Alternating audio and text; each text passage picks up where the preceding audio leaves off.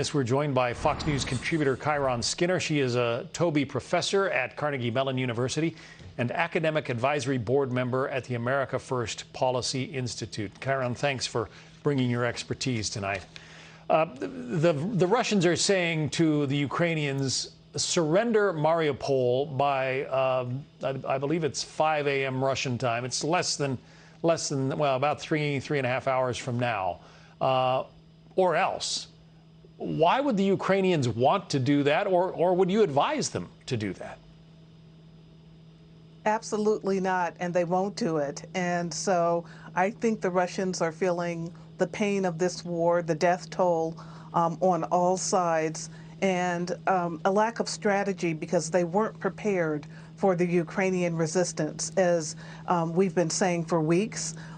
Even though there is a massive humanitarian crisis with the refugees going to all points of Europe at this point, Ukraine is holding on, its military.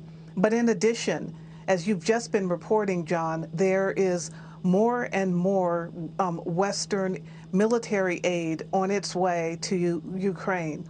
It's tough to get there now, but the Russians know that it is coming, that it won't stop, and that the West will go to the very edge of defensive aid as far as it can possibly go in this conflict. And so I think it wants to get the Ukrainian will to the point where it will begin giving up territory, giving up some of its key sticking points in the negotiations. And President Zelensky has made it clear this won't happen. He wants a ceasefire. He has said it. He's prepared to talk about the issue of Ukraine not joining NATO, but he is not going to give an inch on the 1991 territorial state that is Ukraine. Speaking of NATO, the NATO ministers are going to be meeting this week. President Biden is going to attend that meeting. What do you expect to come out of it, and what can NATO do at this point if they don't want to establish a no-fly zone, don't want to get militarily involved?